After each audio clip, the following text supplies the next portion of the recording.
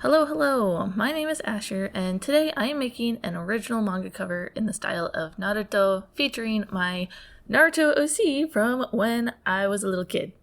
I am doing this all traditionally and have recorded the majority of the process. There's a little bit that I did before I started recording, which I'll kind of talk about in the beginning of this video, but then the rest of it is, traditionally doing the inking and the coloring and kind of talking about that process.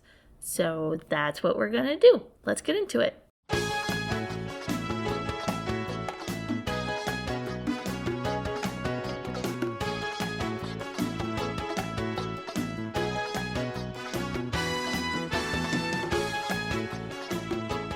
Hi again. I just wanted to say that this first part I recorded the audio for, I recorded it at the same time as the video, and I sound like really mellow because my partner was working in the other room and I was trying to record while being quiet. And also, the last time I recorded this way, the audio cracked a lot, so I was trying to be mindful about that as well. Either way, I was just kind of distracted, and that's why I sound so down in areas, but I promise I'm fine, and I'm glad to be sharing these things. So, yeah, let's get to that. So when I had the idea for doing this project, originally I was just thinking of doing a character redesign, and I am doing that, but I'm also decided to kind of do this as a art study, and I'm going to try to make a art page that is based off of the covers from the Naruto manga. I did grab the first 4 volumes. I own up to volume 50 of the manga. It's just been a gradual collection that I've been working on since I bought this volume way back in around 2007. And somehow they have managed to stick with me throughout all the years. Something I really like about these first ones that I took notice of was the frame in the background that I really liked. So if we did a closer look, I really wish I could figure out how to make this focus, but we'll just have to make this do. So something about this one that I loved is that, and that I really started to notice, was we have the border that has all these little spirals, these uzumakis, that is in green, which is kind of echoing / emphasizing Kakashi's green palette, as well as the green of the scroll. And then the background area is orange. Another thing that I think is really cool about this one is that there's kind of an echoing happening. So we have the green frame, and then we have the orange background, and then we have the green frame of Kakashi's character, and then we have the orange of Naruto. And all of this composition is being used specifically to bring focus back to the main element, which is Naruto. This one in particular, is a really good composition. Once I noticed it, I was very impressed. So that's kind of the idea. I wanted to make sure to have this this border with the little spirals, some sort of background element, and then a posing character as the main focus. Since I decided to make this kind of a study of Kishimoto's style, one of the first things I did was doing a couple of studies of his work. So that's what I did in this itty bitty sketchbook. This was just a redraw of this very first character design, much improved, but I still am not a fan. That's okay. I'm not mad at my past self or anything. I was having fun. After that, I just did a lot of studies directly from the manga. A lot of this, I think, was from book 4, which is during the Zabuza and Haku arc. So I have a couple of Haku here, and then a little bit from Chunin area. And then I also did one of Iruka Sensei, just because he is an adult, and I am going to age up my character. I'll tell you more about their original backstory, which is pretty cringy and embarrassing, but it's just silly. I'll tell more about it later. This was just looking at this second drawing I did and trying to figure out what are the main elements that I really want to keep as far as the design is concerned. And so I noted down they are very smiley. The high neck part, which I've noticed is really common just across Naruto character designs, the open-toed kind of sandals, which I decided to switch to boots, and this also ended up changing. The crop top with the cinched waist style I thought was important. This did also change a little bit. They are also not going to be keeping the headband because they are not going to be a ninja student anymore. And so this was me working on them. I decided that I wanted to lean into the non-binary elements. I mean, it's Pride Month, mine as well. So their color palettes are going to be the non-binary flag of yellow, white, purple, and black. This I immediately was like, okay, I like this. I was looking on Pinterest and just looking up some kind of Japanese styles. I think I just searched up kimonos, and this kind of top came up with the tie in the middle. It was originally long, but I just cropped it and I really like that. So that is the new version of the crop top. And then different hairstyles to work with, and the one I landed on was this one. I did some thumbnails just trying to work out like what I wanted the final composition to look like.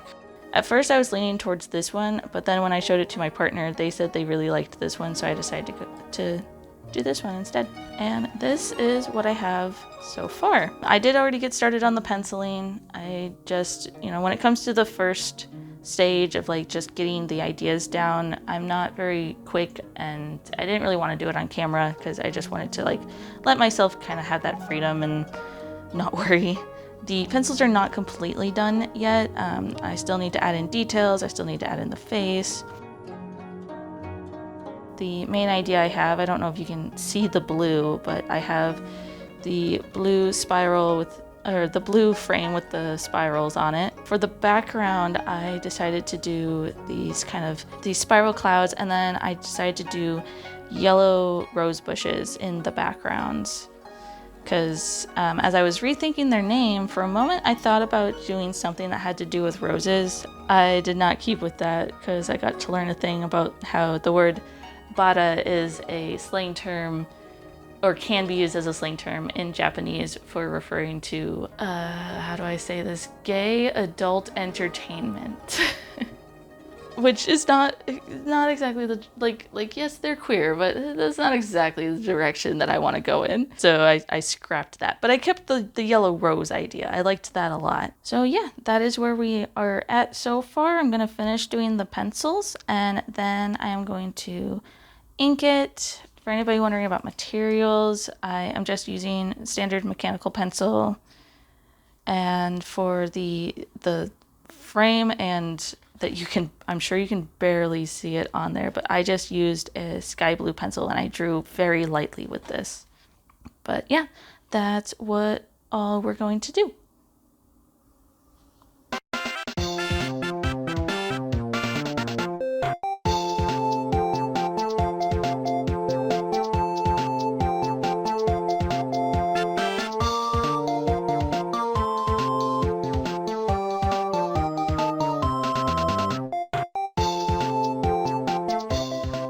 Before continuing work on the pencils, I did grab one of my sketchbooks to warm up with a few studies from the manga, because I really want this piece to come out well, so I figured I should take the extra steps to make sure that I am all warmed up and ready.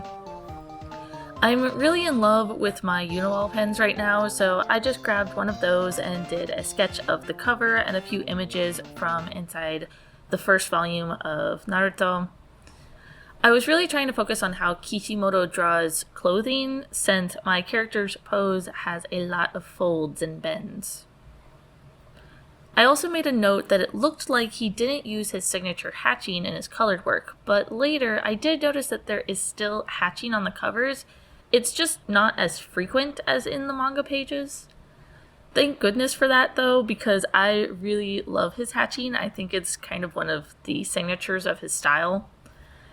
It is also one of the first distinct things I noticed about his art when I started learning how to break down an art piece many years ago, and I really wanted to include some of that here. After I was done with my warm-ups, I just continued working on finalizing the pencils, adding facial features, finishing the folds in their clothes, and adding the details to the roses in the background. Once that was done, I made breakfast, did a little computer work, and returned to start inking.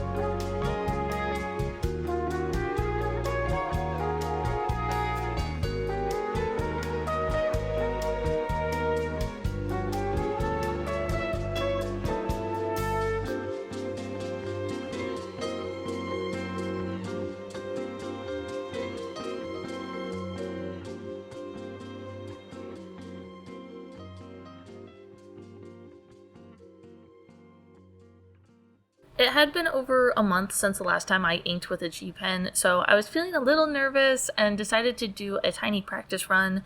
Once more grabbing my tiny sketchbook, I literally just flipped through until I found something in pencil and inked over that real quick.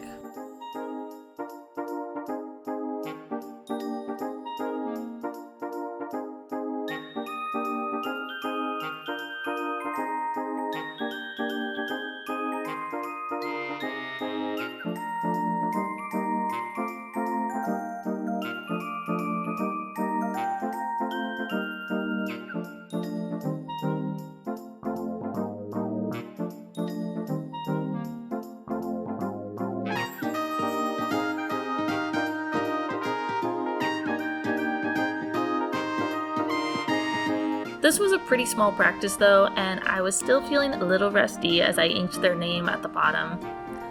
Then I remembered a bit of advice my comic teacher had said about inking that really helped me out with this.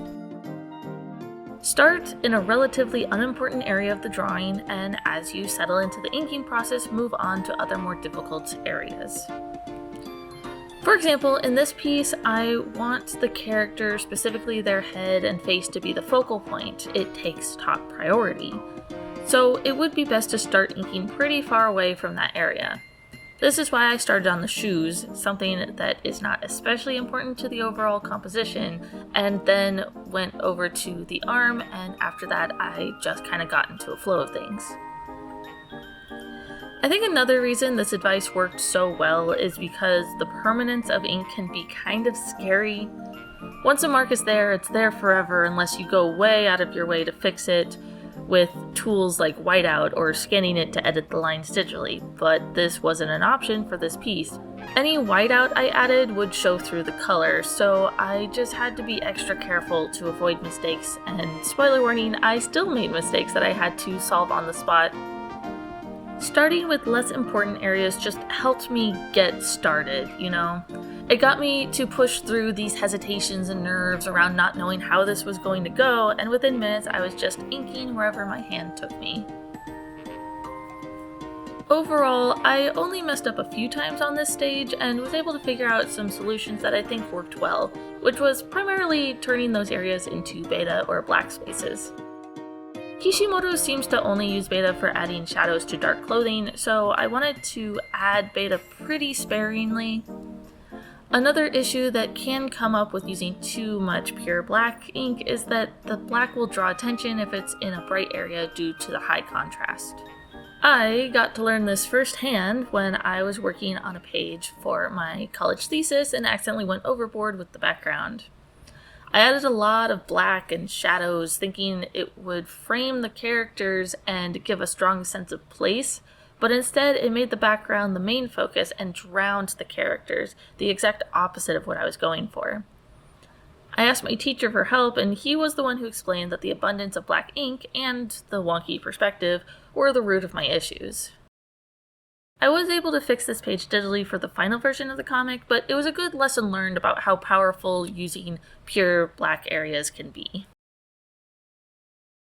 Coming back to my fake manga cover, I really wanted to be intentional with my black shadows, and in the end I was able to keep it in areas that were going to be dark colors in the final version while covering up my mistakes.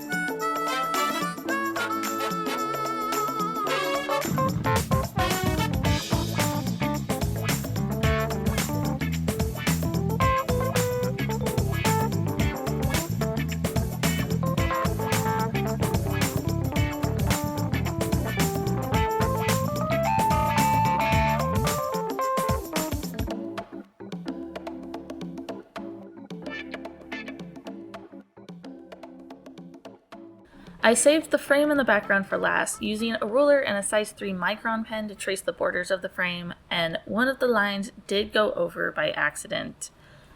At first, I thought about just leaving it as it was and saying, oh well, I guess that's just how it's gonna be, but after thinking about it, I actually just extended all of the inner lines for the corners and filled them in with black, making it look like a purposeful choice instead of an oops haha moment. I also used a size 5 micron for the swirls, and y'all, I'm gonna confess something. I kind of hate using microns. I don't like the way they ink at all, and I don't like the way they feel.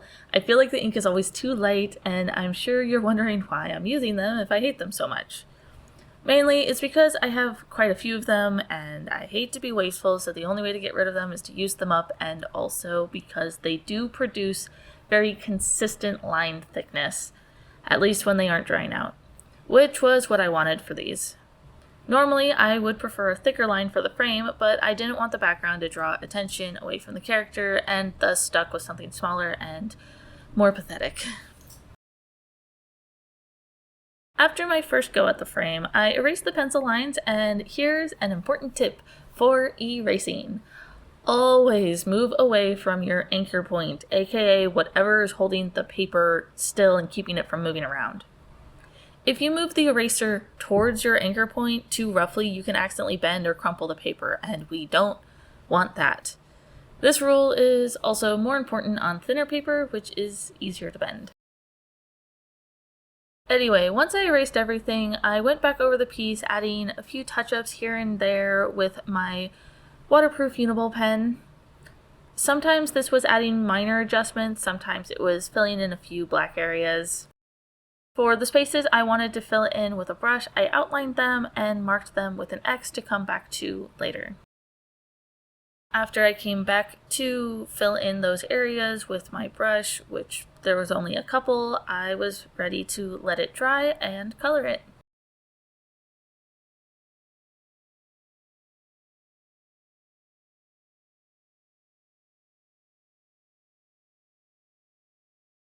So I've started looking at my recordings I did yesterday. It is now the next day.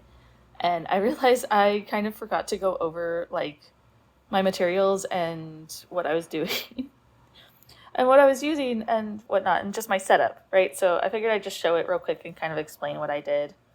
We'll go ahead and set that aside. Mainly just how I was using my G pens here. Because as you saw yesterday, I had a little thing of water and I had my little jar of ink. I'm not going to grab that right now. And what I would do is that, I would dip the pen in, and then I would almost always do some little practice marks. And this is just to kind of see how your pen is doing. The ink can sometimes dry on the nib, or maybe it just, the first time you're using it in a while, it just won't flow as well, or maybe it'll get too much ink on it, and you can kind of press on and just use it up until it gets to a thinness that you like before you go back to your main piece. So I would do that almost every time, where I would dip and then mark. And the reason the water is here is also to kind of help with the flow of the ink. Sometimes, again, it might dry up a little bit on the tip, so you could just dip in the water a little bit, dip, and then do the marks again and continue about your business. The reason I have the Kleenex here is for a couple different reasons. As I'm sure you saw in the recording, I would sometimes use it to rest my hand on. Other times I would use it to clean off the pen nib when it gets too caked up with ink drying on it and the ink isn't flowing as well anymore. And I would also do similar things with the brush here, which I totally forgot to clean yesterday. I'll have to do that. But it will be a dip in the ink. Well, actually, before dipping it in the ink, dipping it in water, and then twirling it in order to get the point ready and good to go. And then dipping it in the ink. You don't want it to go past the tip here. You don't want it to go into the silver area. If you dip it that far, you've dipped it too far. And kind of doing the same thing of doing little tests here of just spinning and pulling in order to try to keep that point on the brush. Really wish I could get this to focus.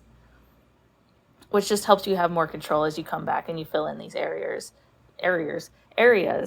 If there was more big black areas on this, then I would just use this to kind of outline, do the edges of the black area, and then go back in and use a different brush, a bigger brush, to fill in those spaces. But this one really has pretty minimal black areas on it, so I didn't have to worry about that. And yeah, now I have it all set up to where I'm going to be starting to do my watercolors. I have this really itty bitty travel watercolor set.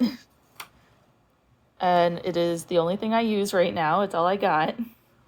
And I usually just use the brush that it comes with, even though it's so teeny tiny. And I'm not sure if I'll use that this time. But yeah, that's what we're gonna do. Yeah, I did almost immediately grab a bigger brush. I bought a cheap variety pack a couple months ago and chose a flat brush with pretty flexible bristles, I think. I honestly don't know very much about brushes or painting. I've just been learning by doing. This was the exact reason I got a variety pack that was like barely $10, because it would give me a bunch of options to test and figure out what I like or don't like and learn how to use without losing a bunch of money, even if it doesn't work out.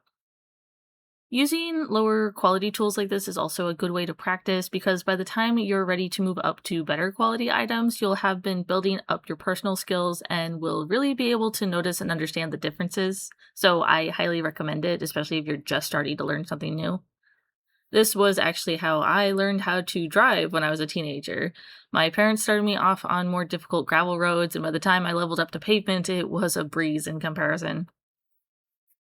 With my second brush in hand, I already had an idea of the colors I wanted to use and started mixing together blue and magenta paint to get purple. As I mentioned earlier, this character's color palette is going to be based off of the non-binary flag, and I wanted to keep to that theme throughout the whole piece. The inside of the scroll was basically just going to be the flag, and in order to draw the eye inward to Nekoma's face, which would be surrounded by yellow, I knew I wanted the frame to be yellow and the background to be a light purple. Now, I'm still very much a novice when it comes to watercolor. I've really only used it a couple times, but I really enjoy it and have started to learn a few tricks here and there. I definitely still struggle the most with mixing colors to try to get what I want, and admittedly picking colors in digital spaces is also something I'm still figuring out. Once I got a color that was close enough to what I wanted, I filled in the background with an even wash of this light purple. After that, I started working on getting the base colors in place, filling in parts that I already knew were going to be black, then their pants, which I wanted to make a dark purple, while still kind of matching the background, and so on. I chose a bright yellow for the border because not only was it complementary to purple, but it was also going to match the yellow of Nekoma's little jacket thing and their hair, and this pattern would hopefully mimic the composition of the cover for Naruto Volume 3, using these subtle frames to support the focal point of the composition. One trick that came in very handy while coloring was lightening areas I had already done by re-wetting them and using the Kleenex, again, to carefully dab and pick up the paint. If I had thought about it ahead, I probably would have also grabbed a few Q-tips to have more precision when cleaning some areas using this method, but I didn't care enough to get up and just kept doing it the hard way with what I had on hand. I just kept working on this until I was satisfied. At the very end, I used a few colored pencils to do some very light touch-ups on their hair and the roses, then my white pen to add a few highlights to their eyes, and then I was done. Now that we made it to the last stage, let's finally talk about the character, shall we?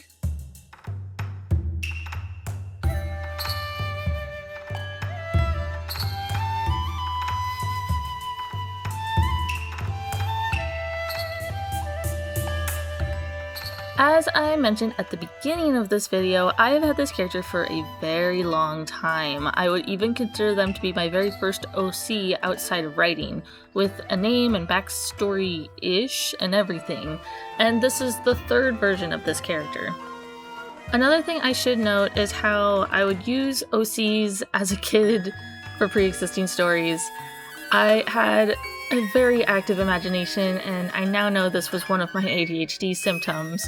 My mind is always buzzing, always thinking, turning, bouncing around, imagining, playing songs and lines in my head, rewatching movies. And as a kid, one of the most prevalent daydreams I would have would be inserting a character into whatever I was reading or watching at the time. I was also super resistant to altering the original story too much, even in my head, meaning that my characters would have to be involved in the main plot or cast, but not be able to significantly change the course of the story. At the time, I don't even think I knew that fanfiction existed or that you could just borrow the world and set your character off in a completely new direction, which is why the first version of this character was a fourth member of Team 7 alongside Naruto, Sasuke, and Sakura, and her name was Kitsune-Zurui. Yes, I know I'm pronouncing Kitsune wrong here, that's just how my child self thought it was pronounced. I obviously chose this name because I found out that Kitsune means fox in Japanese, and I don't think I understood yet that Naruto was like a translated piece of media. I just wanted a connection to the fox demon of the series. Meanwhile, the word Zurui means cunning or sly, chosen because secrecy was a pretty important part of her character. I also ended up using this as my go-to username for a long time, back when DeviantArt and Gaia Online were still cool. I will admit, my memory of this first character is pretty fuzzy and underbaked. I remember that she was a girl who everyone thought was a boy. This, by the way, was a character trope I was so deeply interested in, and now that I'm an adult and non-binary, looking back at this makes my gender identity just feel all the more obvious. She was also very invested in keeping Naruto safe. I think she had even pulled some strings to be able to join his team specifically, and the way that my child brain got around the rule of every team being 3 people was that I simply reasoned that there was an odd number of graduates that year, and thus there's suddenly a 4th member. I think it was in the second version that I started to flesh out their backstory properly, after I renamed her to Nikoma Kyoki. Again, no idea where I got those names, but I think it's a definite step up from the first name. They still had all the same features as before, but more. They were more tomboyish, more mysterious, and had more secrets. This time, they were essentially a spy from a third party assigned to monitor and protect the holder of the nine-tailed beast, hence her interest in Naruto. Not only that, but she came from a bloodline whose special ability was essentially limited future vision. It was finicky and hard to control, but it was the ability that was the reason she was assigned to watch Naruto. She had foreseen a catastrophe involving the nine-tailed beast and was trying to figure out how to prevent it. Since this ability could be distracting or cumbersome, she would keep one of her eyes covered with her hair, reducing its activity and totally not just stealing Kakashi's thing outright. As far as her personality was concerned, she was actually a very friendly person and is often seen smiling. She genuinely liked helping people and hates to see others are sad or lonely, so she would go out of her way to connect with them, which would sometimes come off as rather strong, and a lot of people just kind of saw her as being weird and out of place. Definitely no unconscious neurodivergence being projected onto this character. No, not at all.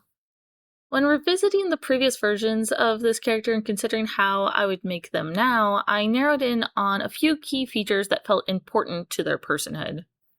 1, their gender ambiguity. 2, their friendly and good-natured personality. And 3, some kind of connection to Naruto and the nine-tailed beast. I also quickly decided that I wanted them to be an adult and a side character of this AU Naruto verse of mine, and soon everything came together.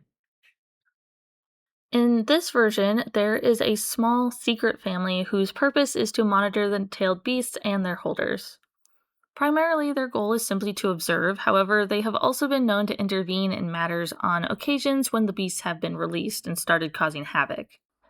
Furthermore, it is said that they have more knowledge and information on the beasts than anyone else, keeping their information safely protected in their home and personal library, whose location is unknown to all except the family members themselves.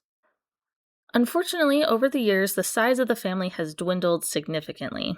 While they used to be able to have a few individuals assigned to each holder, they now have only a few available to track all of the holders. One such individual is Nikoma Masaki, who was present during the attack of the nine-tailed fox spirit when Naruto was born. They were only 14 at the time, but they helped to reseal the fox and took over caring for Naruto for 2 years until they had to leave to continue their mission. Because of this time they spent taking care of Naruto, they have a very big sibling relationship / feelings towards Naruto.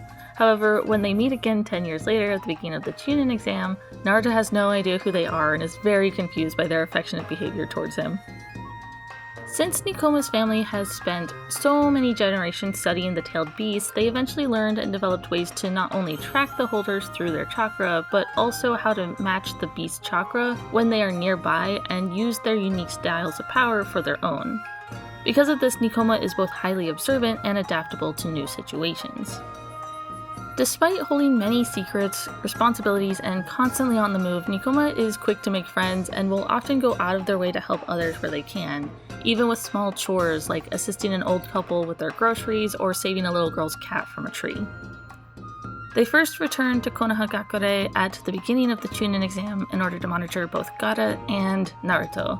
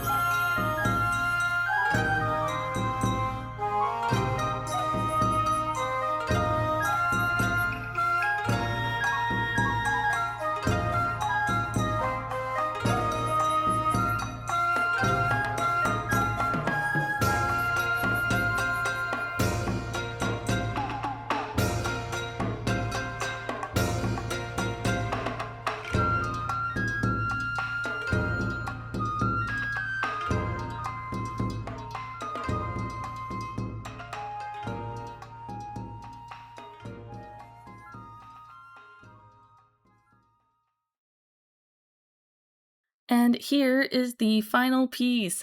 I'm honestly very happy with this. I think it looks cool and I really enjoyed making it. I'm actually really surprised I was able to match to Kishimoto's style as much as I did. Like, it's not an exact one-to-one, of course, but I got closer than I thought I was going to. Regardless of matching the style or not, I still am just very happy with the end product and what it looks like. It looks so cool. Nekoma looks great. I only have like a few nitpicks on it. I kind of wish I would have made the background like a little bit more of a lavender color, which I could have gotten if I had just mixed a bit of white into the purple, but that's okay. It's still pretty good. I also wish I had a printer so that I could print out an image of the logo from the book and just kind of make a removable version to kind of slip in front of it. That would be so cool, but I don't have a printer, so I can't do that. So I'll just do a little digital version for now. Ooh, ah. Does it actually look like it could be a Naruto cover? Well, with that, we come to the end of the video. Thank you so much for watching. I really hope you enjoyed it. If you liked it, please consider leaving a comment or subscribing. All of that stuff is really good to hear and, helps support the channel. I'm still a very small channel, so anything really helps. Also, all of the songs from this video and my social links are listed in the description below if you are interested. I hope you're having a wonderful day, week, whatever, and I'll see you next time. Bye!